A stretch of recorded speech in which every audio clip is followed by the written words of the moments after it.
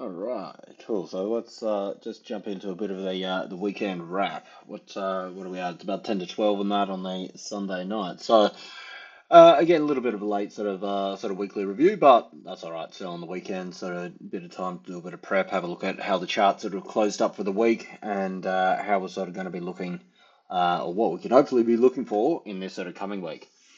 Last week, obviously, we had this massive move from DXY. So I think a lot of the market, myself included, were very much looking dollar short, with a lot of the sort of price action sort of leading into it. We had this sort of obviously sort of quite strong sort of range that had been respecting from the NFP. Large bits of data flicking it back and forth, and that. And I think a lot of people were positioned, as I said, for dollar short, including myself. And obviously, like I sort of say with these things, if it looks too obvious, well, unfortunately, sometimes it is, and they sort of send it up in the other direction, and that's the pain trade. And obviously, sort of, quite a few people got hit with that. I certainly got pretty badly smacked with that, but some poor execution on my behalf as well, not sort of cutting as quick as I should have, with as much as I should have, and really, you know what I mean, missing a big opportunity. It's not just the sort of, you know what I mean, getting the trade wrong, but it's not being able to sort of flip and react and turn on the other side as quick as possible. But you know what? That's the name of the game. You can't win them all. You can't get them all right. Just got to be able to sort of stay in the game and then sort of attack on from there. But anyway, let's get on to the charts. So we got, excuse me, we got DXY sort of first up here. And if you had a look at a couple of the sort of weekly videos, I think it was the Thursday or the Friday, was it? Must have been here. Yeah, so the Thursday night sort of gave us that lower high that I mentioned on the daily review. And I said, look, we had this little bit of a gap down. I thought this may have dropped down a little bit quicker, but obviously they tried to push it on a couple of times. But as I said, look, when you sort of got that little gap down, 9 out of 10 times you got to close it within that session, which obviously we did quite soon. And only coming into the sort of end of the week, really, did we start to sort of break down and actually close down underneath this sort of 4 hour support, which is actually a bit of a line back for some wick lows back in sort of early December, which sort of seemed to have lined up. The market seemed to have been respecting a couple of times through here as well. And sort of closed, obviously, sort of coming down onto the lows there. So, again, last couple of hours of the week, you can't really take everything too much into it. I mean, it is still obviously elevated, hasn't even come back to sort of test this breakout area yet. But it has left, even despite this wick down here, a bit of a gap. So you can see it on the daily that it has sort of left this gap down the bottom here. So certainly looking for this to close at some stage. Look, not all gaps close. Like as I said, we did have the one way back up at the top over here, just at the very sort of peak when we were coming down, and that was, geez, that was only early November. So that one never came back to close. As you can see, we sort of travelled all the way down with it all. But certainly, if you look at this on the daily, that is quite a sort of bearish, sort of reversal looking sort of area here. Quite a bearish looking sort of candle, and we're overbought at the top here. So I would say, particularly if we can take out these wick lows here, that'd be a pretty straight shot back down to at least minimum sort of like trying to do the retest of this range that it was sort of bouncing through, but if not, sort of close the gap. And this is the area that I'm really sort of focused in on at the moment, the 102.72. Like, I mean, we could find that this is a bit of a flag pattern, something along these sort of lines, and this could break out, give quite a high sort of measured move to the top side over here. I mean, that's still a possibility, certainly if we take out these wick highs. But as I just sort of mentioned, given the fact that we're overbought, this is starting to tip down, we're trying to cross over and just come off the extreme hot overbought. These 3 wicks up the top over here, closing down on the bottom over here. If we take out this wick, that's 103.14, give or take area, I would expect to sort of push back down here. And from coming back down here, what we're going to see is it going to be a retest, and then is it going to go off? Or is it going to be a move where it sort of comes back down, tries to bounce? It'll get some reaction without a doubt from the top of this range. a bounce, and then sort of come back down into the range. If we have the latter, of these two, the second one where it sort of comes back down into the range, if you're a dollar bull, you got to be sort of pretty wary because, as I mentioned sort of throughout last week, this could potentially turn into a bit of a fake breakout. And if we get a fake breakout with this to the top side, this is my price target back down over here. If we get back into this range, because it's almost better to stay in the range for a little bit longer than to do a breakout and have it fail and sort of come back down. That's generally a pretty strong indicator that you're going to be seeing quite a move to the other side. Obviously, it's still in breakout north territory, dollar bull territory, while it still maintains above the top side of this range that it was sort of playing through. So, by no means am I saying, okay, it's definitely going to come back down over here. It's just something to look out for. If we do get back down to this 102.50 area, which if this move with this overbought sort of plays out, could easily sort of come back down here. We're only looking at 70 cents down to this move. So from here, if we get back down around this sort of, as I said, 102, that's a 0.7. It's not even a percent of a move, so it's certainly doable. And if you do get back down over here, that's the one where you got to sort of watch. Okay, are we going to get a deeper reaction and come back a bit further, or are we still staying in this sort of bullish breakout sort of area? I don't think this flag's out of play. Well, I'm not sort of banking on that flag playing out, so we're just going to have to sort of wait and see sort of how it sort of reacts. But I would say in the short term, certainly see some further cooling coming down to the top side of that previous range over here. So if we do sort of see that happen, flip across onto gold, we're probably going to see a bit more of a continuation of gold, continuation of gold in the recovery, basically. So again, this is only if we do sort of see this follow down, because we did sort of come down a little bit off the highs here. We did sort of get a bit of a push on gold, actually. It's not too bad to sort of close in terms of a daily from coming down from these highs. We pretty much came to the 61% and then sort of got a pretty strong reaction just off that there. So actually maybe we can see which one's top of this move. Yeah, and if you can see this move sort of obviously sort of coming down through here, we broke through this falling resistance, which we sort of called, and we said, look, if we get through this 30 area, then we're going to see a bit of a push, and obviously we came up, tested that 39, and obviously, as you can see, reacted and sort of came back down off there. But we are starting to see, obviously, a little bit of buying coming back in around this zone over here. We know this has been a bit of a swing area, this 23, 22 odd area, and you can see that the buyers have had another chance to step it up here. This is on the 4 hour though, and we are overbought and we're tipping down here as well. So a couple of conflicting kind of messages with these things. But if we can take out those weak highs and we get above 2040, then I would say there's probably a good chance it's going to undo this full move back up to 2055 at least. So back over to this zone. That's your sort of pretty much key sort of breakout area at the moment. So we've got a little bit of sort of momentum into the end of the week coming in its favour. Let's have a look on the daily. Daily. So it came down, hit that 61, like right to the cent, and sort of knocked back down. So, overall, like it was a pretty sort of heavy sell-off as we did get that push with gold. Push with DXY. But gold, I mean, it's still somewhat maintaining a bit of a bullish momentum here. I would have liked it to sort of hold this little channel that if I had on this one here, I think we had the channel marked up. This is the channel you would have liked to have seen it hold, but obviously sort of failed and came back down here. So I think sort of if we go back down to 2000, I think gold's in trouble. That's when you're going to be see DXY sort of move out to the top side. If we do get a push through Friday's high, so through that 2039, I would say 2055 is definitely worth a touch up, and then we can sort of see what the market and how it wants to sort of value it from there. But in the short term, we got a little bit, it's a bit hard, not a lot. It seems to be chopping and churning through a lot of this sort of stuff, and that's what I was saying actually. Well, I was about to sort of say before on the 4 hour. Let's get back onto this other gold one. It's very much like it's starting, like it hasn't taken out the major lows. So it's still got, low here, low here, low here. So we are still putting in high lows. Obviously, we got a bit of a sort of flat ceiling on top up here. We'll swap over here. I mean, this is potentially what you could be sort of seeing something sort of come up through here. I think it'd be very interesting if we do see a sort of fake out move on DXY and it does sort of come back down because I think gold's really going to appreciate. It doesn't seem to me sort of why we're necessarily just going to get gold sort of just falling apart. I mean, it has been on an exceptional run. There's a lot of profit that's been on the table, but it's still holding up above this 2000 area.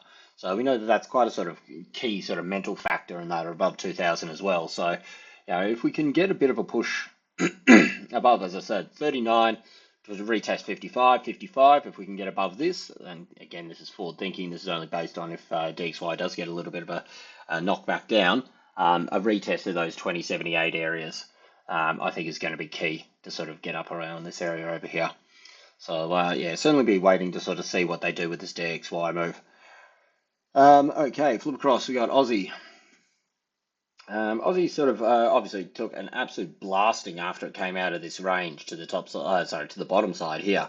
But we did see a bit of a sort of measured move play out, excuse me, through this area. So if we sort of take this from this high here, I'll call this our sort of main range that we're trading through here. As you can see, pretty much this leg equal to this leg down here, which is pretty much came in where we had our base down around that sort of 65. I mean, it has been hammered pretty hard, but it seems to be holding this little recovery channel quite well. We did sort of come up with tip from 38 and rejected back down, but again, it closed quite strong into the end of the session. So, again, with these sort of things, if DXY is a fake out move, when we could see a bit of a move back up over here, but to me, this, as I've said a couple of times, this area over here is where I'm really sort of looking to sort of see what happens. This 6650 area, because these were big reactions along here.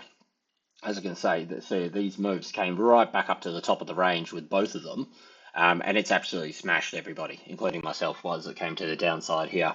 So, again, if we take out Friday's high wicks, that's obviously our little continuation move to the top side. 38% still leaves it in the area where we could be sort of seeing it sort of fail and break and sort of come back down to the bottom side.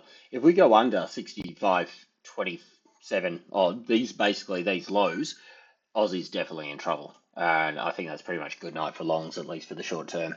So really sort of needs to see that US dollar sort of calm down a little bit. Aussie, obviously, it runs with risk. Like, there's no sort of shocker with that. But we've seen equity markets absolutely rip to the top side. So I don't cover them often here, but you can see this is S&P 500 closing out the top of the range, very bullish here. We could sort of look at sort of Nikkei, this is on the daily. It had that big breakout, and it's just not giving that up either. If we jump across, we got the Nazi powering through, closing very strong. So, these sort of things make me sort of think that, maybe this is, who's faking? Somebody's faking, basically, because you've got DXY, that's obviously had its little push for the last couple of days, which is still in its main sort of downtrend channel. Direction. Like, it hasn't taken out these highs over here yet. So if we go on high, low, well, realistically, here's the last high, here's the last low, here's the next high. We're not out of danger. It's broken this little trend, yes, and pushed up to the top side here. But as I said, I think a lot of the market were just expecting that this momentum was going to carry through.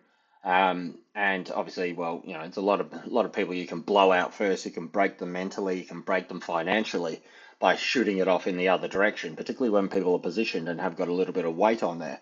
So, this sort of says to me that, okay, either the equity markets have got this wrong, or either dollar bulls have got this wrong, or, maybe they haven't got it wrong, but they're certainly pushing it in the other direction. They drag in some more sort of dollar bulls, and also stop out the sort of early shorts. And this is why I said it's important to see what happens when it gets back into this little range here. Because if we come back down into this range, equity markets keep pushing higher, well, that's obviously a risk-on move. All the equity markets pushing high, you're not going to be buying a whole bunch of stocks while everybody's fearful of World War III breaking out. All you hear about is sort of like escalations of this and that over Middle East and all that kind of stuff situation happening a little bit more. But if people were really sort of worried, you'd see the equity markets would be showing it a little bit as well. But as I just showed you, with three of the largest markets there, they're all charging to the top side. So it makes you sort of think that, this could potentially be a bit of a fake out. You got to wait till it gets back into this range to really determine it. But this is just forward thinking a little bit with it. While we do this, we can actually drag one of these up. So have that little sort of support coming through here. We can make a range or anything.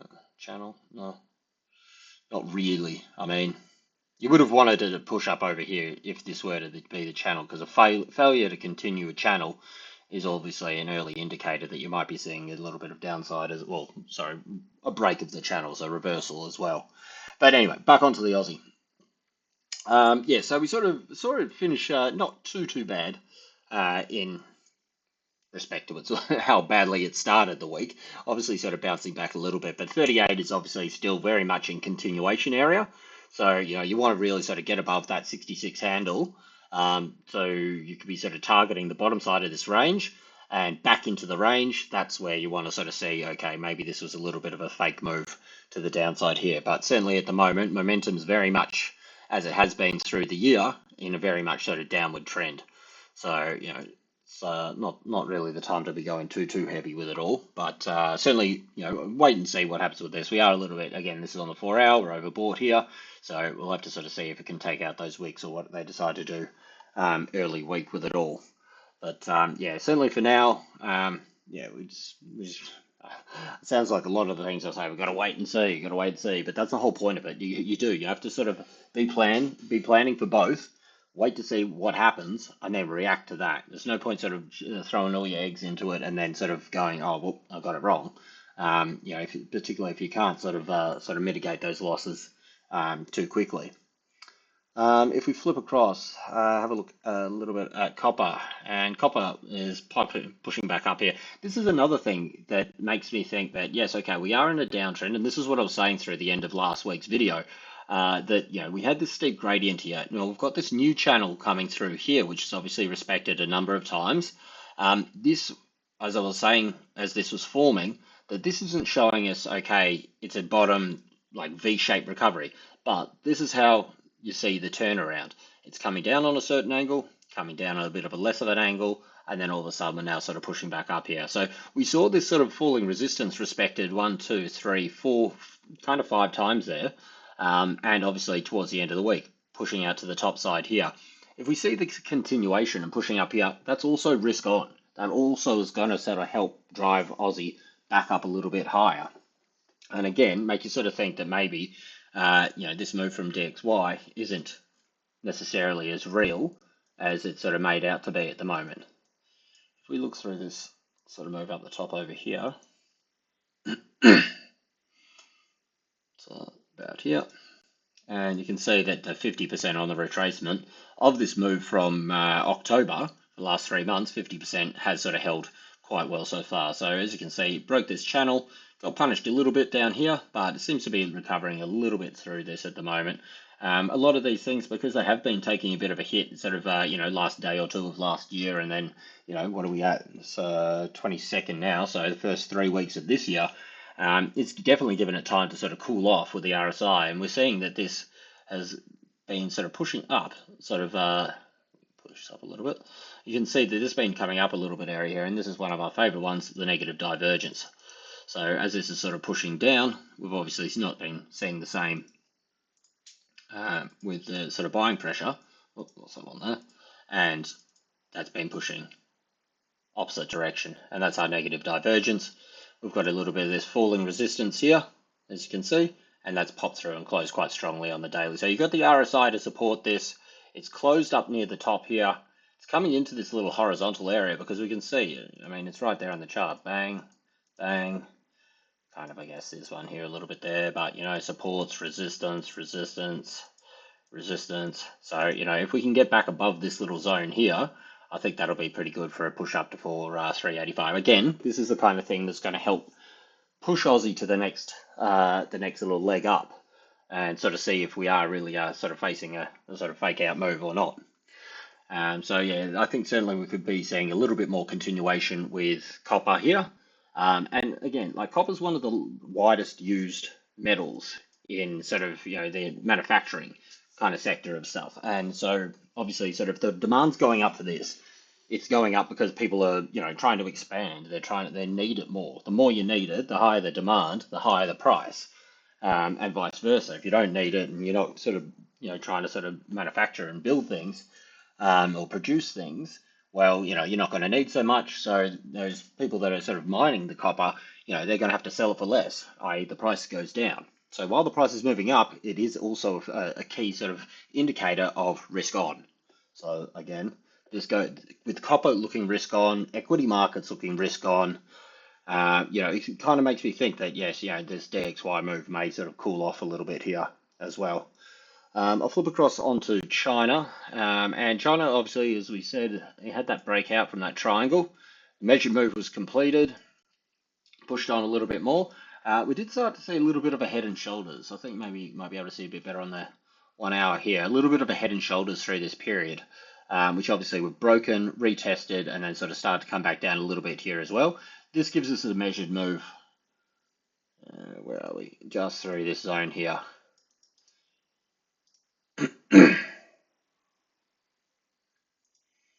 That's your price target. Equal for the head. You got shoulder, head, shoulder, break of the neckline, retest of the neckline, take out that first low, bang, and that puts you back down here. And this again is this little range that we were sort of watching break through early last week.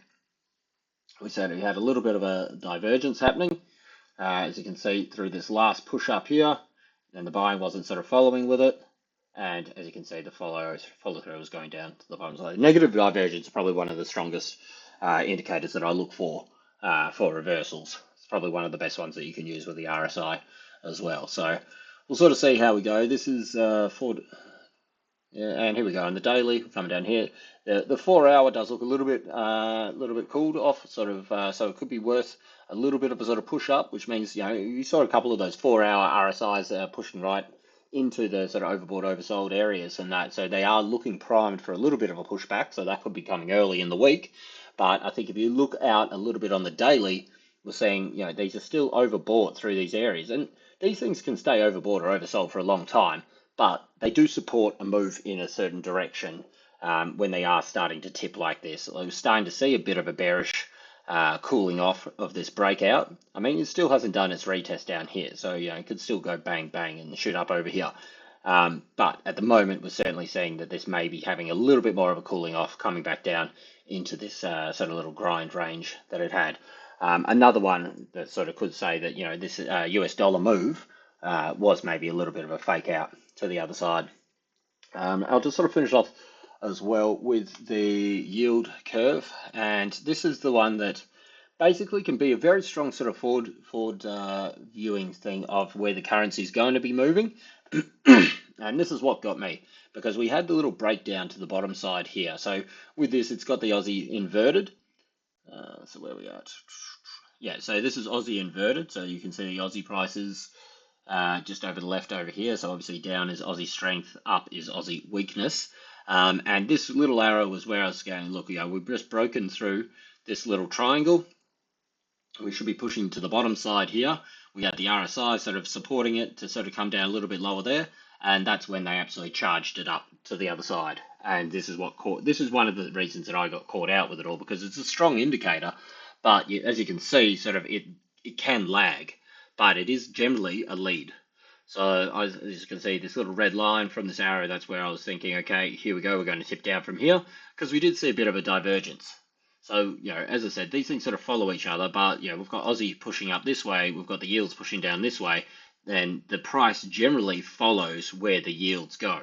So, as I said, if you go back through end of last year, so it takes a little while to sort of match these ones up sometimes. But you can see this area here where we had sort of divergence here. It was the yields were staying flat and then started to drop down. Aussie pushed up, and this was the divergence that we had marked in here, because Aussie was holding flat while yields were sort of bailing down to the south, and Aussie took a while, and then sort of like, it was about 5 or 6 days after it really started to come down. And as you can see, this was one of the largest moves. I mean, this is almost a 10% move from bottom to top. This is when Aussie was coming back up from 63 cents to 60. I think he topped out at 68.80 or something like this. So that was certainly, a good lead indicator. And this is what I'm thinking here again as well. We've got the we've got the yields going flat and starting to drop. Admittedly, not quite the same as this because they've already had a bit of quite a large drop off down here. But we did see a bit of a move to the downside here. We saw Aussie moving in the opposite direction, which is that divergence. It's maintained its sort of push down to the bottom side here, and we're starting to see Aussie start to roll over and sort of come back down here a little bit more. So again, a lot of this stuff is data dependent, and if US the US CPI next time sort of comes in a bit hot, then I think we're just going to see the US dollar sort of firm up a lot more. But that's not for a little while now. So we've got a couple of weeks of the month. We've got what do we got? About 10 days of the month left. And then I'm not quite sure what date we've got the CPI coming out next, but obviously, Aussie RBA in that it's still a possibility that we have another sort of rate kick. And they're not even talking about sort of rate cuts. They're talking about rate cuts in maybe September or something like this. So it's another thing that sort of favours a little bit of sort of Aussie strength just in that regard with the US dollar. But yeah, it's as I said, main sort of thing for me is I expect a little bit more of the DXY cooling, at least a retest of that massive range that we were sort of dealing with for the week. If we punch back down into that range, I would say that's going to be called a failed breakout, and I expect that to sort of really drive to the bottom side. And I would expect soon after that, within like the next week at least, probably a test of December lows with the DXY. All right, that's about it from me.